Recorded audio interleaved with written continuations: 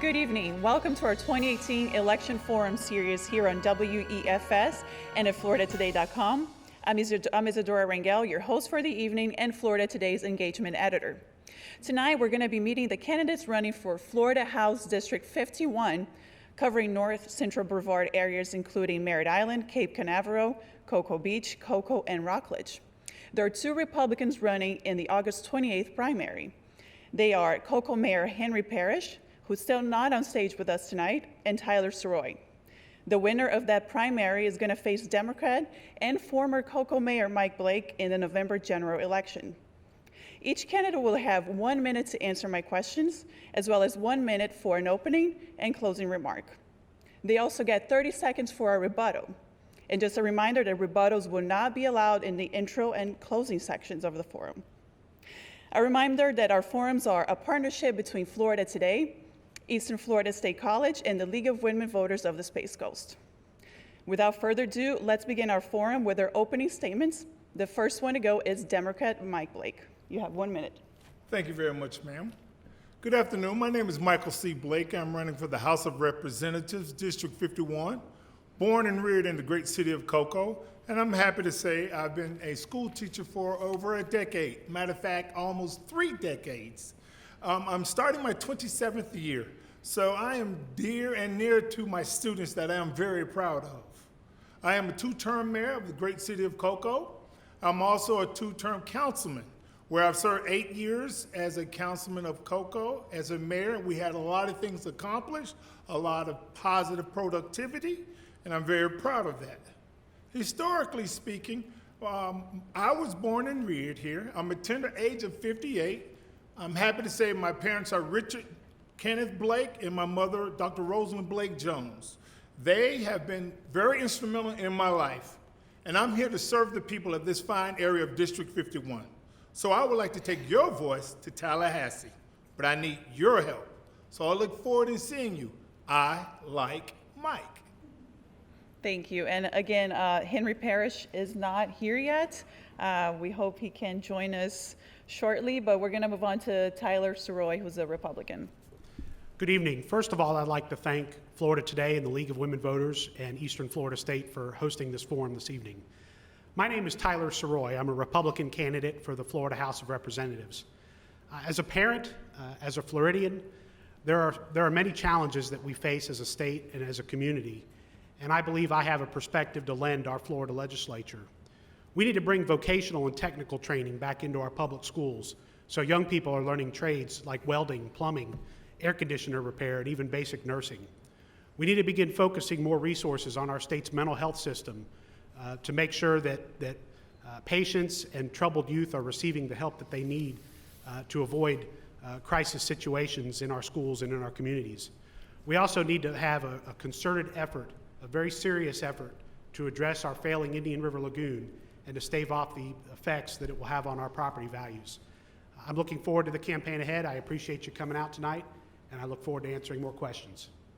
All right, so let's move on to our first question, which should be very simple. Please give examples of proposed bills you will file or budget allocations you will seek if elected. The first one to go is Tyler. The first piece of legislation that I'd like to file is a bill that incentivizes companies to offer apprenticeship programs for young people. I think the legislature can do that by offering tax incentives for companies that are willing to partner with their local school districts in order to create opportunities for young people to come in and to study skills like electrical work, mechanics. AJ Hires is a supporter of mine, obviously a prominent businessman and auto dealership owner here in our community. And he struggles to find qualified people to work and maintain his fleet of vehicles. A company like that would be a tremendous opportunity for a young person to come in, to learn a trade, learn a skill, and to not necessarily go on to college if they don't feel like that is the right choice for them or their family is not prepared for the expense. Mike? Thank you very much. The first bill I would like to acknowledge or submit will be the expansion of Medicare. And the reason why that is near and dear to me is because being an educator, a lot of my students are experiencing health issues. And as being a teacher, the academic success of our students, my students, is predicated on their advancement of education.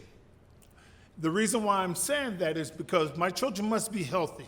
They must have a healthy body, healthy mind. And by investing into my children in reference of their health care, because I'm at a Title I school where over 75% of my students receive free and reduced lunch. So I think it's imperative that we invest in our most prized possession. That is our children and the education of our children, but more so the health care of our children. Thank you. So let's move on to another big issue, which is the Indian River Lagoon. If elected, what are you going to do to increase funding for lagoon cleanup? And Mike, you're going first. Thank you. Just recently, we passed a half-cent sales tax on the investment of the Indian River Lagoon. One size does not fit all. There will be multiple strategies that we need to restore the lagoon. The reason why I'm saying that is it's imperative that we do is because I, as a child growing up in Cocoa, would go fishing 4 o'clock in the morning, believe it or not, with my reeling rod and myself and a few other chums. We would go to the Indian River to go fishing there, to catch mullet. Once upon a time, the Indian River was the trout capital of the world. A lot of people depended on the river during that time. We have a lot of books that says the project is on the bookshelf, but we have not taken that project down off the bookshelf to implement it. A couple of things I strongly believe in is oyster cultivation, replanting of the seaweed, algae, and also dredging. But we must have funding and we must have participation. Tyler, your thoughts on the lagoon? I think Congressman Posey said it best. The first thing that we have to do as a community is to stop putting bad stuff in the lagoon. What occurred in Titusville last week is abhorrent, dropping almost 800,000 gallons of raw sewage into the Indian River Lagoon when we expect Brevard County taxpayers to pick up the tab for the restoration of the lagoon. What I believe we need to do is a systematic approach where we begin holding municipalities accountable for not maintaining their infrastructure. We need to invest more heavily in stormwater retention to make sure that harmful substances are not flowing into the lagoon. We need to begin looking at ways to engage, and I agree with the mayor in terms of the opportunity that exists to engage school children in building oyster nets and planting mangroves and being active in the cleanup and restoration of our lagoon. It's not going to be fixed overnight. We settled along the Indian River Lagoon, I believe, in 1845. It's going to take an investment of time and energy and attention and patience to resolve this issue. Thank you. And still on the topic of the lagoon, one of the major issues, at least in Brevard, are septic tanks. So my next question is, would you ever support a state ban on septic tanks along the lagoon, as it's being done in the Florida Keys right now with state funding, actually? Or would you ever mandate that they are inspected periodically? If not, what should the state do regarding septic tanks that pollute our waters? Tyler, you go first. You know, as a member of the Florida legislature, prospective member, it's my job to make sure that home ownership is available, is encouraged, is accessible, that we have an economy that is strong and vibrant. And what I can't do is enact legislation that affects home ownership and slows business growth or makes it more difficult for people to buy and sell a home. I think what we have to do in terms of septic tanks really is first to identify the big culprits. And that, again, an instance like Titusville, when 800,000 gallons of raw sewage is dumped into the lagoon, I have a hard time prioritizing a homeowner's individual septic tank over the issue of a municipality dropping that kind of waste into the lagoon. I think we should get there. I think that's definitely an item on the checklist, not item number one, but maybe further along after we address the truly bad actors in terms of what is being put into our lagoon. Mike? Thank you. It boils down to one word: accountability. If you reside there along the Indian River Lagoon or any waterway, you should have some skin in the game. When you sell your home, if you reside along the waterway, you must have your home and your septic tank inspected. And I think it's imperative that the citizens that do reside there, and businesses included, they should have some skin in the game as they get their tank inspected maybe once every 3 to 4 years. Because if they sell their home, it must be inspected to make sure there is no seepage into the waterway. So I strongly feel that when everyone has skin in the game and take ownership and accountability of their home, then I feel that we will get the best reward of maintaining a clean environment and restoring our lagoon. Businesses and also residential individuals must get involved. and Would be you ever held support a accountable. ban on septic tanks? Ma'am, I would not support a ban. I think it's a slow process, but if there's adequate funding, I'm sure the people would want to invest. Because people, when I canvassed the Merritt Island area, Cocoa Beach, I know I'm running out of time, thank you, they talked about the water. They will not swim in that water anymore, or eat the fish from that water anymore. Thank you. So So thank you. let's move on to another topic real quick, which is gun rights. Do you favor or oppose a ban on so-called assault-style semi-automatic weapons and high-capacity magazines for civilian use, and why? And what about universal background checks? Mike, you go first. Thank you. I am a proponent of the Second Amendment. I do support gun rights, but also with gun rights, it requires a serious responsibility. If you own a weapon of war, I strongly feel, yes, you must have an extensive background check. You should be held accountable.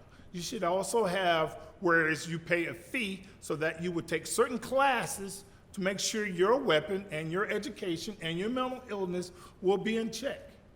We lost something over about 1,300 kids to assault rifles and killings in public schools and private schools and throughout our community. So I'm a strong believer in being held accountable for the weapon. Can we improve and have safety controls on our weapons? Of course. We have a lot of vehicles that have a safety issue. We inspect them. We hold the automotive industry accountable. I strongly feel we should hold NRA accountable and the developers of the weapons. Tyler? Thank you. No, I don't support an assault weapons ban, and I am A-rated by the NRA. But you know what we have to discuss is the elephant in the room here, and that's Parkland and the tragedy that occurred. Florida ranks 49 out of 50 states in terms of public resources devoted to mental health. Pointing at guns and saying that's the problem is the easy way out, and in terms of the liberal media, probably the most convenient way out. But the reality is that we have to make a careful, thoughtful investment in our state's mental health system.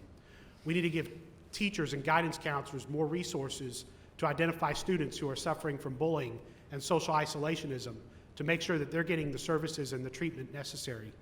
We have to begin looking at our young people in terms of their mental health and making sure that in our schools, our teachers are trained to be able to spot students who need additional support.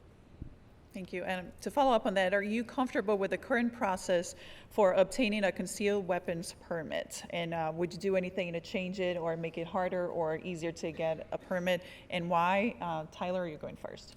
You know, I think that the current process is fine, although I believe that our right to self-preservation and to defend ourselves is enshrined in our Constitution, in our Second Amendment, that we have a right to defend our lives, our family, and our property.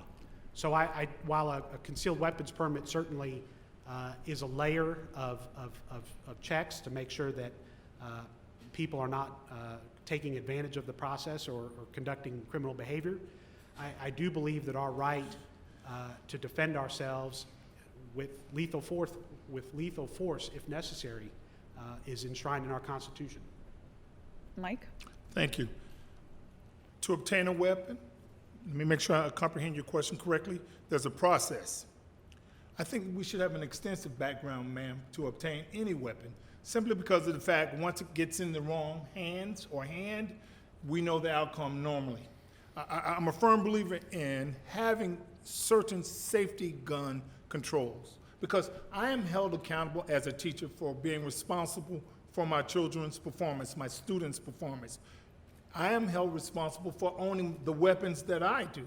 So I think we should do a better job in tracking our weapons, registering our weapons, and being held accountable for our weapons. And I am not in favor of having or owning a large capacity weapon. Thank you. And still on a similar topic, let's talk about the Marjorie Stoneman High School Public Safety Act. It's over 100 pages long, as you probably know, but it does have provisions that put some gun control into law, and the law raises the age to buy a gun from 18 to 21 with some exceptions. It bans bump stocks and establishes a 3-day waiting period for firearm purchases. One of our local state representatives, Randy Fine, has vowed to repeal these portions of the law. I want to know if you would support his efforts if that's introduced, and why or why not. Mike. I'm a supporter of the Marjorie Stoneman Douglas Act because it takes a big step in the right direction in helping us keep our children safe. Safety is first and foremost, especially at our schools. This will prevent massive shootings, but it also will need to be fully funded. And the only way that we can address these issues is proper allocation for the Marjorie Stoneman Douglas Act. But would you support repealing the gun control measures from the law? I would want to see the in-depth of it because I think it hasn't had a chance to be on the records long enough to get the full effect of it. So I think some additional research is needed to provide a more adequate and detailed and concise information and results. Okay. And Tyler, would you ever support repealing the portions of the law that raised the age to buy a gun from 18 to 21, ban bump stocks, and establish a 3-day waiting period for firearm purchases? Would you ever repeal that, and why? I would support the repeal, and I would co-sponsor the legislation if I didn't sponsor it myself. What occurred in Parkland in the legislature's response was a knee-jerk reaction and an emotional decision to something that should have been more thoughtfully considered. You never make a good decision in an emotionally charged situation. So what I would have suggested had I been a member of the legislature is to continue our calendar, to finish our business, and to come back in special session after the governor and law enforcement authorities had an opportunity to complete their investigation. But again, we have to focus on the real cause, the root problem here, which is the fact that Florida ranks 49 out of 50 states in terms of public resources devoted to mental health. The Department of Children and Families, the local school district, the local sheriff's department, even the FBI allowed this individual to slip through the cracks, and a tragedy occurred as a result. Thank you. And the law that we were just talking about also funded a Marshall program to allow some school employees to carry a gun and receive training to react to an active shooter. Do you support this program, and why? Tyler? I do support the program. There's an expectation that when you take your children to school that they're going to be safe. And unfortunately, the nature of our society has changed, and our schools and movie theaters and churches have become soft targets that are susceptible to these kinds of attacks. I think that if a teacher is former law enforcement, retired military, or has received that training, then I would hope that they would use force, lethal force if necessary, to defend my children's lives. You know, as a parent of a 4-year-old and a 2-year-old, the situation is terrifying to consider. But ultimately, that is the reality that we are confronted with in society now. And if it's not an individual who is mentally ill, we could be threatened by potentially an act of international terrorism. I'm proud to have Sheriff Ivey's endorsement in my race, and him and I share our thinking on this subject. We have to begin changing the way that we look at soft targets, and we have to encourage citizens to defend themselves if necessary. Mike? Thank you very much. Being an educator, I'm a strong believer in books over bullets. The state of Florida ranks number 48 in reference to 50 states in paying our teachers. And being a teacher that I am a 6'5", svelte, 320-pound individual, I really don't think a gun will make a difference, especially with me. Because just look at my demographics. If I walk out brandishing a gun, even having the proper paraphernalia on, I fit that profile. So that is one of the major reasons why I believe that we should have proper law enforcement agency members there at our campus. I don't think that responsibility should rely especially on the teachers. I think we need to increase the pay of our teachers because we rank number 48. And the thing that I would think more so than anything else is that when we have proper security on law enforcement at our school, throughout Brevard County, throughout our district, I think the students and the relationship they have with the law enforcement, the students' rapport increases, and they will have a conversation and collaboration with our law enforcement. Thank you. And you brought up SROs. Brevard Public Schools has made it clear that we don't have enough money right now to hire an SRO for each campus. And that has been a complaint from school districts throughout Florida that the legislature did not allocate enough funds for SROs. If you are elected, are you going to fight to get more funds for SROs from the legislature? Why or why not? Mike, you go first. Absolutely. When people have skin in the game, they feel that they're part of the system. Let's cut to the chase. You pay for what you get, and what you get, you pay for. So that means that if we do not have a proper mechanism to provide adequate funding for our schools in reference of law enforcement, then we need to look at ways to generate revenues to have that protection for our children, because they are our prized possession. And yes, when my students come to my campus, the last thing on my mind is having someone come onto the campus and create chaos. So safety first. Again, there are ways, if we look through our tax records or look through our rolls, maybe through property, maybe through an additional incentive, the money is there. It's just finding the proper way to ascertain proper funding. Thank you. Tyler, should the legislature give more money for SROs next year? You know, the ideal answer is yes, of course, but I think we have to look at the reality of the situation. There are so many priorities in our state: roads, healthcare, the lagoon here locally. When do we raise taxes enough? When is it enough? We have to start thinking in terms of how to address some of these problems with some creativity. And we have to work to reduce and to keep low the tax burden on our citizens. I think it would be ideal to be able to fund a school resource officer, maybe 2 or 3 officers at every school in our state of Florida. But that's not realistic. Fiscally, it's not feasible. So we have to look at alternative ways to provide that level of security. And again, a teacher with a concealed weapons permit that has received training, retired military, retired law enforcement, there is no reason why that is not a good, fiscally sound, and secure alternative to providing safety in our schools without increasing the tax burden on our citizens. And speaking of taxes, there is a proposed constitutional amendment on the ballot in November that would require 2/3 of the vote of the legislature to increase any taxes. I want to know if you support that measure and why. And since we only have 2 people on stage, I'm going to give you a minute and a half to answer until hopefully Mr. Parrish will join us shortly. Tyler, you go first. Yes, I support that legislation. Can you explain why? Sure. You know, I think that increasing the tax burden on our citizens is a very serious step. And the legislature should make sure that all of its due diligence is completed, that the reason is valid, that the issue has been thoroughly vetted when they take the extraordinary step of increasing taxes, particularly on homeowners. I think if you're sitting in the audience tonight or you're watching at home on television, we can all agree that property taxes are too high in our state. And it's unfortunate that property owners are the ones that are looked to when revenue is needed. What I want to do is make sure that our legislature has the backs of property owners and homeowners to make sure that when we do raise property taxes, it's done with very careful consideration and the reason is just. Mike? Thank you. I do not support that option, 2/3, and here's the reason why, ma'am. How often will the law change with a 2/3 majority vote? The second thing, if we continue to reduce our taxes, and I'm not saying taxes pays for everything, I'm saying to you is that if we continue to reduce, we're going to chisel away ourselves. And once you chisel away your way to generate revenue, the option of generating and revenue, then you have nothing left. And excuse me.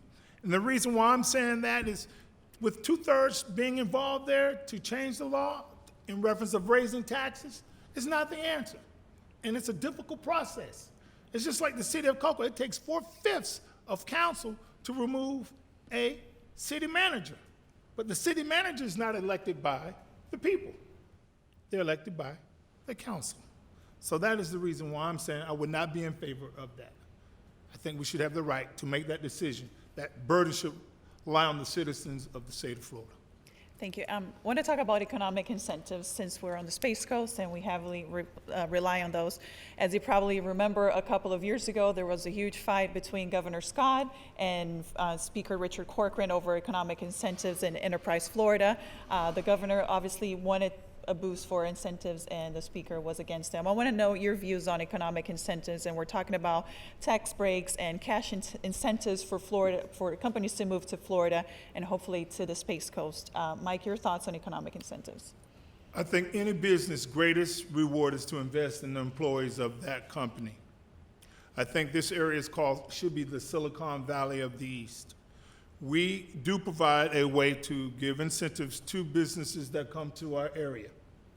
And if they stay for a length of period of time, I think, and decide to relocate, I strongly feel that one of the departing requests or criteria should be that they have a tutorial program for individuals that would need additional training if their business moves and relocates to a different region.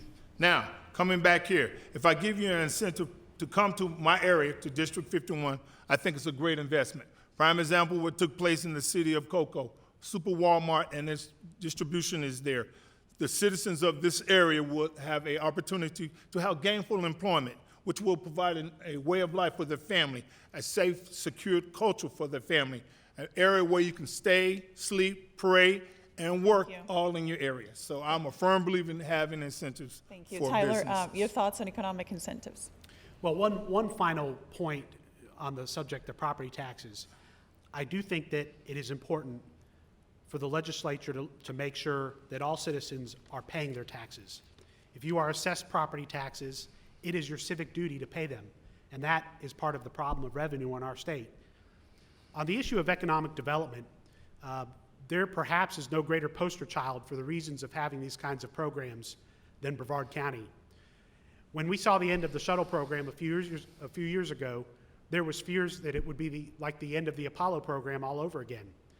I worked in a capacity with the Regional Aerospace Workforce Initiative and Florida High Tech Corridor Council to try to find new jobs for our existing aerospace workforce to move into in other areas in our region.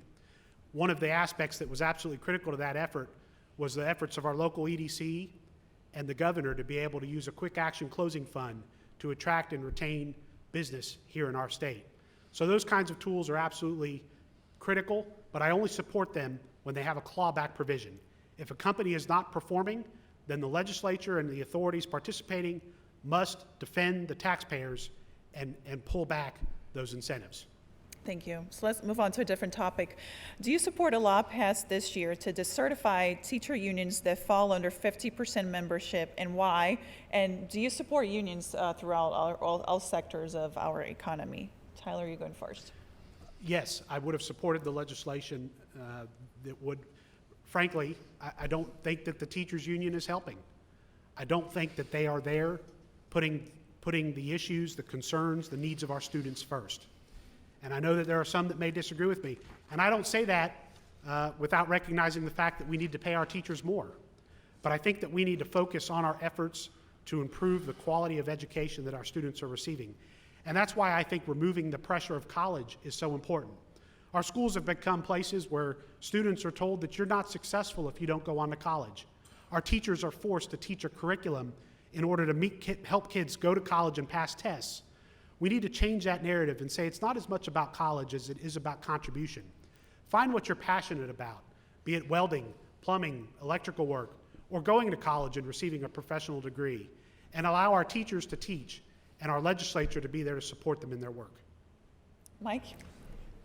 I am a product of a union. I've actively been involved with BFT, Brevard Federation of Teachers, for 27 years, and prior to that, I was involved with our union on General Dynamics. I think the union does a phenomenal job because it protects your rights. It is part of the collective bargaining. I feel offended when someone here states that they will not support the union, and you're entitled to that, and I respect that, but I do not like that.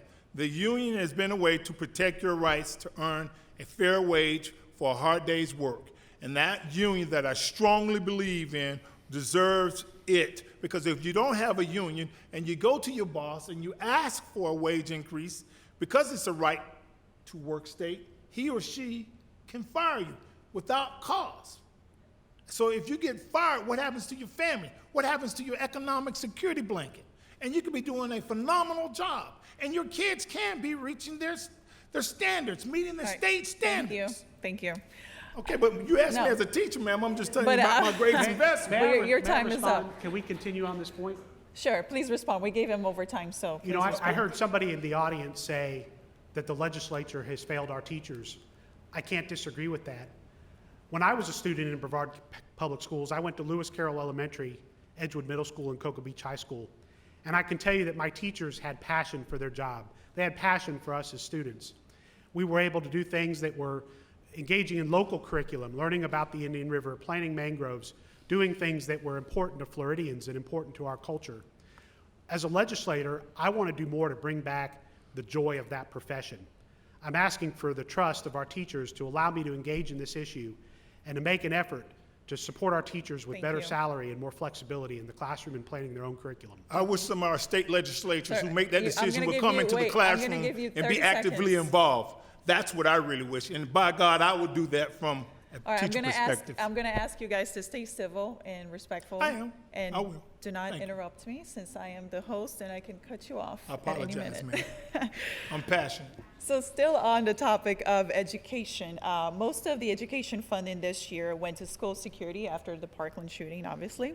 That left school districts with per pupil increase of 48 cents for everything else. Are you satisfied with the level of funding, and do you see ways for the legislature to ever increase that? And one of the things I'm going to put into the mix is the fact that the legislature has preempted local districts from tapping into revenues from rising property values. I want to know if you would change that and if you're comfortable with the current level of funding. And I forgot who went first the last time, but let's go with Tyler since you're the last one, I Mike. think Tyler went first, did you? I'll defer to you. Okay, So, it doesn't Mike. matter. Chivalry still exists, sir. From the South, and by God, we're proud of it. Here I am about this, ma'am. In reference of education proper funding. Rule number one, if a line item on our budget states that it's supposed to be allocated for that particular item, then it should be allocated for that particular item, not the shell game, the three-card Marley where I'm gonna move it horizontally and take another funding to supply something else. You get what I'm saying? So that's rule number one. If that item is dedicated and allocated for a specific situation, it should stay there. Second, again, you can only get what you invest in. If you do not properly invest in the most prized possession, which is our children, which is education, because it's a quality way of life. That is the only way you can make an honest living. There's nothing wrong with having a academic education, and there's terribly nothing wrong with having a vocational education. But you want to be able to raise your family and have a sufficient way of life and a cultural way of life so that the future generations can have the same opportunities as you do Thank you. as well. Tyler? The legislature needs to do more to respect the authority of our local elected school board. The whole concept of a local school board is that those individuals understand what is best in terms of the culture, the history, the local needs of our community. I also think that we can provide more in terms of education, particularly to our teachers in the way of funding, if we renew an emphasis on vocational and technical training. That would allow us to provide more flexibility to our teachers in terms of the curriculum that they provide. It would allow us to scale back some of the preparatory work that is done in order to achieve standardized testing. I see Pat O'Neill in the audience tonight. I know that that's something that he is passionate about as well.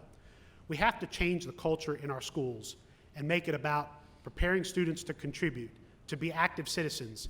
And if you choose to go on to college to gain a professional degree, that's wonderful. But if you want to pursue a vocational technical certificate in a dual enrollment fashion, even earning a Bright Futures type scholarship to pursue a certificate in as a master welder, that opportunity should be available to students and encouraged. Thank you. And since you brought up vocational training, I obviously know you support it, but I want to hear from both of you if Mike also supports this, but how do you increase vocational training in schools? And I want to hear specific items that you would propose in the legislature. Tyler, you're going first. Okay. You know, what we have to do is we have to grow partnerships between our employers and our educators.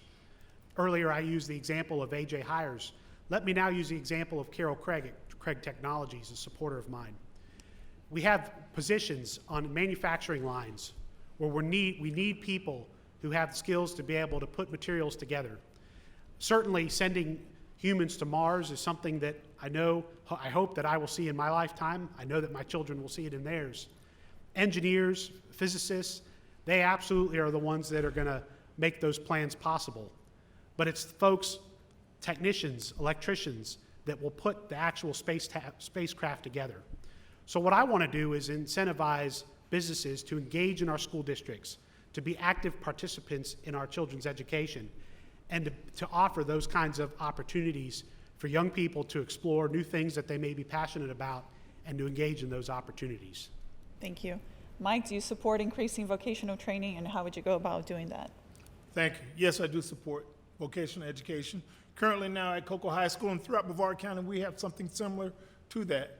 A student can take a test, a CTE test, a career training examination, where he or she can acquire a vocational skill. And also it will take cooperations with companies like Siemens or Grumman that will have a collaboration with our school board. So we're right there at the cutting edge. You can do the dual enrollment, also get it from a high school perspective, and also right here at Eastern Florida State College. Now, the way that we fund it is through those tax incentives that we give the big businesses. There again, when you invest in people, that is the greatest reward you can do, is to invest in people. Because the end result is when that individual works beyond the call of duty, goes the extra mile, because they have the support and the will of their company and know that they will provide an adequate way of life for their family. Thank you. And still on, before we move on from education, I want to hear your thoughts about charter schools and the push from the legislature in the last 2 years to boost charter schools. For example, there was $200 million allocated 2 years ago to incentivize charter schools to move right next to struggling public schools, and school districts are also being asked to share their capital dollars with charter schools. I want to hear if you support these measures, why or why not. Mike, you're going first. Thank you. Majority of the charter schools are earned for profit. That's the first thing. There's only a few of charter schools that maintain an adequate academic environment. The rest have failed. Over 75% of the charter schools have failed. And the charter schools that I see in our county, again, my comment goes back to, if I allocate funding for the public school, it should stay there at the taxpayers' dollars, at the taxpayers' request. The other thing I would like to ask is that the people that make that decision need to come into a classroom to see the importance of what struggles we encounter as a teacher. Because when you're sitting in that Capitol Hill in the office, you do not know what's going on in the challenging classes, the classes of the ESE, both academic aggressively advanced and those that are just challenged. It is a tough scenario when you know that your funds as a teacher and your union rights are being taken away slowly. Your thoughts on charter schools? I support charter schools, particularly when our local school district has failed to serve a certain population, an underserved population. In Cocoa, we have Emma Jewell. It's a charter school that serves our community. It includes an active outreach where we actually have law enforcement. Our state attorney have come in, they've served breakfast. Uniforms are provided, structure, discipline, and accountability, and it's a tremendous success story. But we can go a step further with our charter schools. One option that I'd like to see is to allow trade associations to be able to form a charter school. I'm very fortunate to have the support of a very prominent home builder here in our community. And one thing that I'd like to be able to see happen is for the home builders and contractors of Florida and the Associated Builders of Contractors of Florida who have endorsed me to be able to come together to form a charter school that teaches young people skills in construction. No one would know that curriculum better or emerging trends in the field better than the people that are supplying those jobs. All right, so many counties and cities in Florida prohibit discrimination on the basis of sexual orientation and gender identity in at least the public sector. Would you support a state law to address discrimination based on gender identity or sexual orientation? If yes, do you believe it should apply to both public and private sectors? Tyler, you go first. No, I don't support that. We have to do a couple of things. First, I think that we have to begin to trust one another again. We have to treat each other with civility and respect. But we also have to recognize that the ultimate authority on this subject is the Constitution of the United States, which provides equal protection under the law to all citizens. If we're respecting that and we're honoring that, then those kinds of laws are not necessary. Mike? I think the LGBTQ community should have the same rights as any other individual or citizen in this nation. Plain and simple. They should be protected just like everyone. Thank you. That was a short one now. Yes, indeed, because I really want to go back to that charter school, but I know you will not let me. No, you got to I'm answer the passionate about question that at charter hand. school, ma'am. But I will respect you. So let's talk about healthcare a little bit. What is your plan for providing access to healthcare for Florida's low-income employees who are not making enough money to qualify for insurance under the Affordable Care Act? Mike? Several years ago, our governor, Rick Scott, had the opportunity to receive some funding from the federal government, the expansion of Medicare, and he negated on that. He turned that money down, and that's funding that could have assisted our children, especially in reference of health care, dental care, visionary, insurance coverage, having a adequate way of life, a healthy, adequate way of life, so that they can compete with other students that have the same opportunity that do have coverage. So in essence, if a child gets sick and he or she does not have insurance or health care coverage, they suffer. And it reflects in their academic performance, their educational value. So now they're behind the 8 ball. If it was fair and equitable all the way across the board, Thank then you. I would support it. But Tyler, clearly it's not. Your thoughts on expanding access to healthcare, and I'll jump in and ask you, would you ever support expanding Medicaid? No, the legislature needs to create an environment in our state where innovation in our healthcare system is encouraged. One of the things that we've talked about during the course of this campaign is a concept known as telehealth. That's the ability of a patient to be able to reach their doctor on the phone, to receive some basic evaluation, to get a prescription renewed without having to pay for an office visit and actually go in. The legislature needs to encourage that kind of innovation and efficiency in our healthcare system. The other thing that we need to do is encourage and incentivize the development of employee healthcare clinics to allow employers or perhaps a group of employers to come together and to provide a healthcare option for their employees. Still on the same topic, 14 seniors died after a nursing home lost power during Hurricane Irma. What control should the state have over elder care facilities? Tyler, if any. Well, absolutely, it was tragic what occurred in those nursing homes. There absolutely should be some minimum standards in place to protect the health and safety of people who are in nursing homes in our state of Florida. But the truth is, the reality is, that is a small piece of a much bigger problem that we have in our state. Florida's population is aging, and our system of healthcare is not keeping up with the needs of our population. Throughout the course of this campaign, I've qualified by petition.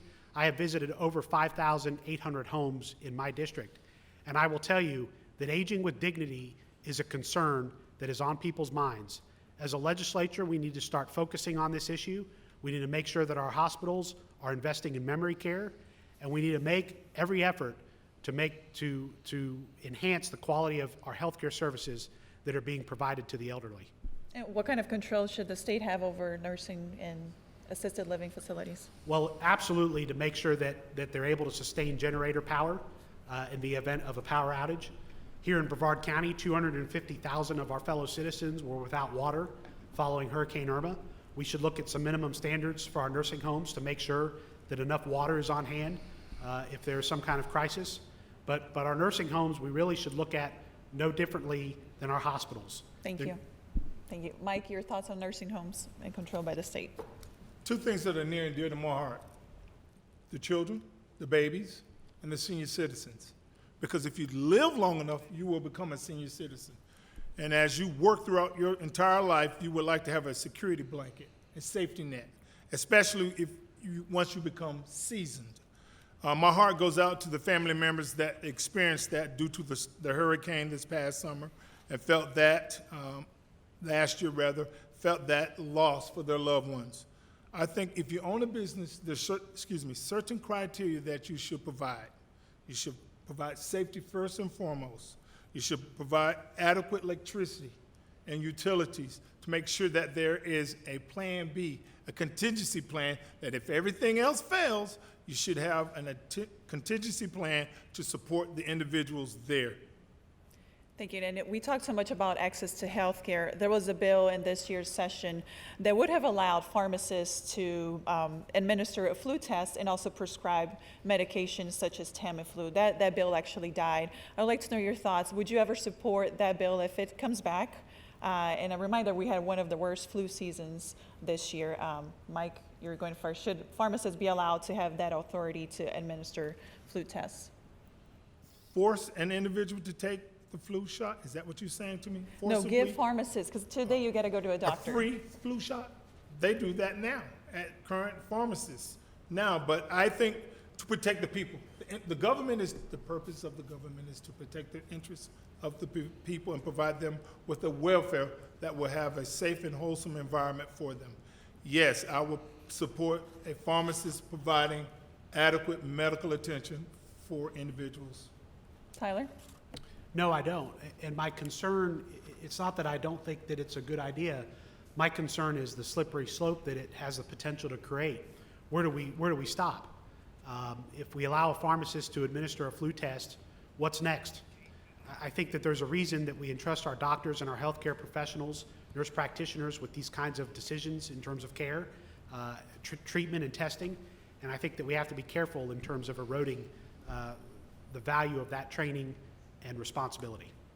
Thank you. And let's move on to abortion rights. Do you support abortion rights? And how will you ensure that low-income women receive information about all of their reproductive options? Tyler? I've been endorsed by Florida Right to Life. I am proud to be pro-life. I think that that's an issue where exceptions should be made in terms of health, danger to the mother's life, incest, rape, those kinds of things. But ultimately, we need to make sure that we are respecting and honoring life, and I'm very proud to have the endorsement of Florida Right to Life in my race. Mike, you support abortion rights? Yes, I do. I am pro-choice. I believe that the federal government and other individuals with different beliefs have no business in determining a woman's right in reference of her reproductive health decision. I believe Roe versus Wade still stands, it's legal, and I support it. Thank you. And move on to immigration for a little bit. There was a bill that failed this session that would have prevented local governments from passing laws that for sanctuary cities or county sanctuary policies. Would you support that bill if it comes back next year? Why or why not? Mike? I am for sanctuary cities because sanctuary cities are a prime example of home rule. I know some people are hypocrites. Let me say this slowly but surely. It's almost like a double standard. The question need to be asked is this: should my Republican opponents make sanctuary cities different from supporting home rule? Except it's obvious. That's what I have to say. Tyler? I will do everything that I can as a member of our Florida legislature to support President Trump in his efforts to secure our borders. I will not support sanctuary cities in Florida in any way, shape, or form. And this is a result of the world that we live in now. We absolutely have to be able to recognize who belongs in our country and who doesn't. It is a matter of security. And since the topic of home rule was brought up, I have another question for you. The legislature has proposed laws in recent years that curtail local government's ability to pass regulations on things such as landscaping businesses and vacation rentals. Do you believe the legislature should preempt home rule in some cases, or should lawmakers give local governments broad authority over local matters? And explain your position. Tyler? I think that the legislature should rightfully have the authority to overrule local governments in this subject of home rule. Where does it end? If a city let's say a city in Brevard County, Titusville, decides to enact further restrictions on firearms in the Second Amendment, but the city down the street doesn't have the same restrictions, The role of the legislature is to provide a framework to make sure that individuals' constitutional rights are protected. Home rule is a nice concept to throw around and to apply when it's convenient on any given subject. But the reality is that it has the opportunity to be abused by local officials. Home rule should be reserved for items that are more unique to the local culture and aesthetic appeal of a community, and to allow the legislature to create uniform law in our state. Consider home rule in terms of commerce. You may have 411 different municipalities in Florida, all put different ordinances in place on the way that a local business should approach a certain activity. What we have to do as a legislature is make sure that the environment exists in our state for all businesses to be able to grow, for there to be a level playing field, and for all of them to engage in commerce in our state. Thank you. Mike, your thoughts on home rule? I think local government should have the ability to determine their own future. Many times, our state legislatures sometimes provide certain mandates without proper funding. When that takes place, cities suffer. So the government that's closest to the people is the local government. Yes, the state legislature should abide by what the local government requests. Thank you. And I want to hear your thoughts about this. It's texting while driving. I'm not asking you if you do that, so don't worry. But do you support making texting while driving in Florida a primary offense? A reminder that it is today a secondary offense, meaning you have to be pulled over for something else, and that would be in addition to that. But would you make that a primary offense, meaning you can get pulled over if you're caught texting and driving? Mike? Why? This is parallel to what took place with the seatbelt law. Originally, it was a secondary. It wasn't a primary. As you can see, it progressed and it went to a primary. I think while driving, texting is dangerous. If you're going to text, pull over. I mean, I've seen too many of my students, even adults, mature adults, texting while driving. Be safe. Because as you know, you can be texting, in a split second, you could be rear-ending someone. So again, accountability is part of your criteria of having the privilege to drive. Thank you. Tyler? I support making it a primary offense. Why? Because of the message that I think is important to send to young people in terms of being responsible in a vehicle, understanding the grave harm that can be done if you're distracted while driving, and making sure that our law enforcement have the resources and ability to protect citizens. Thank you. We actually have 2 minutes left, so we're going to move on to our closing statements. I'm going to ask you to stick to 45 seconds so we can wrap up in time. And Tyler, you're going to go first. Well, thank you again to our hosts for this evening. It's been a pleasure to participate in this forum. I'm very proud to be a Brevard County resident. I was born at Cape Canaveral Hospital, and I grew up on North Merritt Island.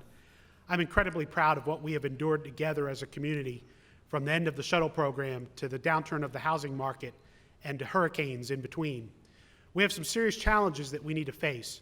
We need to revitalize our workforce by introducing vocational and technical training into our public schools. We need to lessen the tax burden on our citizens, and we need to have a collaborative effort with state and federal partners to bring more resources to bear in terms of solving our Indian River Lagoon.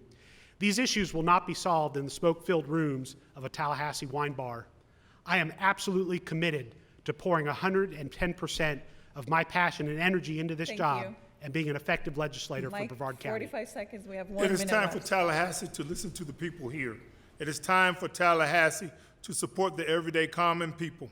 It is time for Tallahassee to understand higher wages is needed in District 51.